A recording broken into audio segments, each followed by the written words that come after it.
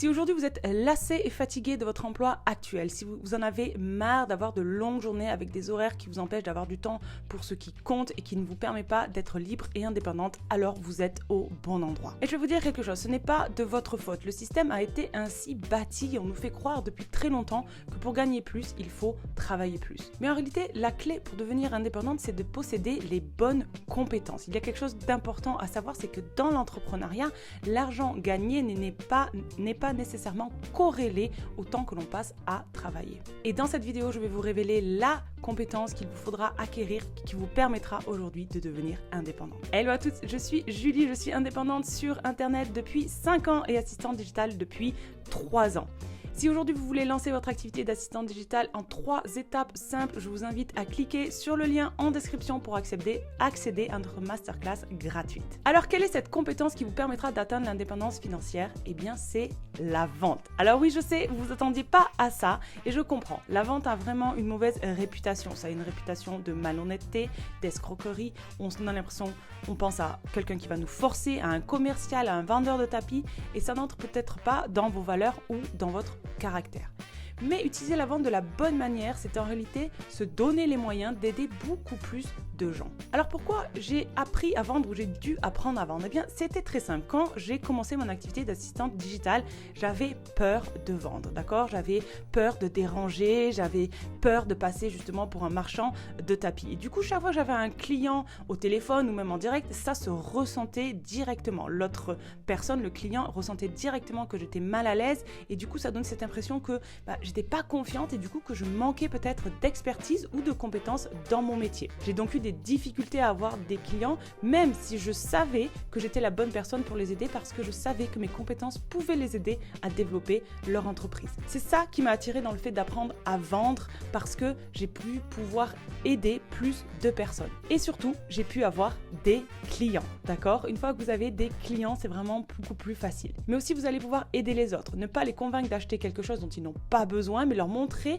comment vous allez pouvoir les aider et comment vous allez leur obtenir cette aide. Et la vente est en réalité assez primordiale sur la technique ou sur d'autres connaissances. Parce que par exemple, si vous êtes aujourd'hui expert, mais que vous n'arrivez pas à vendre, eh bien malheureusement, vous allez être excellent dans votre domaine, mais vous n'allez pas pouvoir communiquer ça à des clients, à une audience, et donc vous n'allez pas pouvoir aider votre cible, vous n'allez pas pouvoir aider vos clients. C'est dommage parce que du coup, vos compétences sont perdues et puis vous allez pouvoir aussi, malheureusement, avec le temps, renoncer à vos rêves par manque de ressources financières. Alors, ce qui est intéressant, c'est de se demander comment j'avance dans cette image de mauvaise réputation de la vente. Eh bien, comme on l'a dit, c'est normal d'avoir une mauvaise image de la vente, d'accord? On a beaucoup de croyances négatives qui sont véhiculées au sein de notre société et souvent, l'argent est quand même mal vu ou mal perçu. C'est donc ça nous retient inconsciemment de vouloir évoluer vers des revenus plus importants ou plus grands. Malheureusement aussi, certaines personnes utilisent la vente de façon incorrecte et on a beaucoup aussi de clichés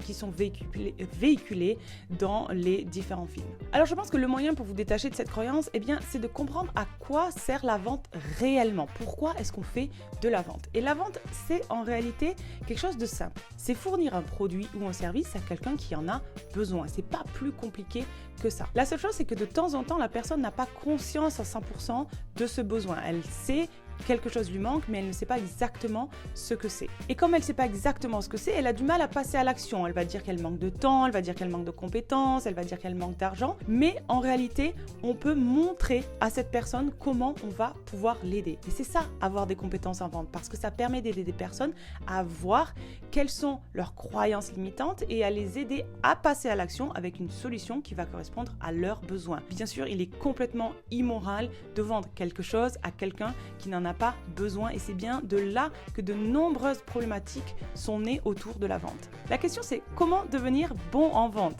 Eh bien, c'est possible de devenir bon en vente même si aujourd'hui vous êtes timide, si vous êtes introverti ou si vous n'avez pas d'expérience, d'accord? C'est complètement possible. D'ailleurs, si vous êtes introverti, c'est peut-être un avantage parce que vous avez l'habitude d'écouter et ça, c'est vraiment important dans la vente. Vous pouvez devenir meilleur en vente en fonction de votre situation grâce à différents différents moyens. Donc vous avez les vidéos YouTube par exemple, les livres, les formations ou bien avoir un mentor. C'est vraiment des choses qui peuvent vous aider à avancer dans cette compétence.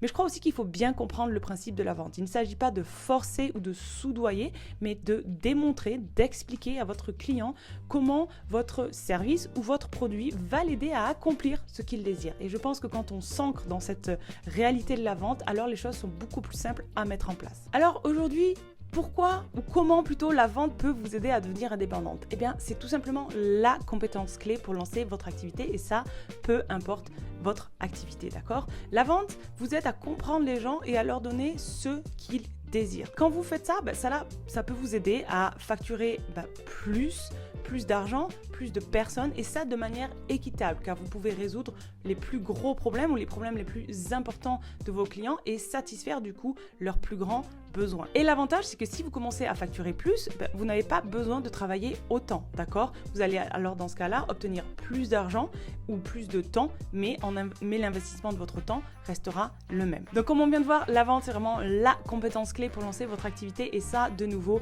peu importe votre activité. Ça vous permettra donc de toucher plus de personnes, d'aider plus de personnes, mais aussi pour vous d'acquérir de plus en plus d'expérience et donc de pouvoir négocier et augmenter vos tarifs et donc gagner plus d'argent ou alors gagner plus de temps. Si vous êtes intéressé pour lancer votre activité d'assistante digitale, n'hésitez pas à cliquer sur le lien en description pour accéder à notre masterclass gratuite 3 étapes pour lancer votre activité d'assistante digitale. Bien sûr, n'hésitez pas à liker, à commenter sous la vidéo et moi je vous retrouve très rapidement pour une prochaine vidéo. À très vite.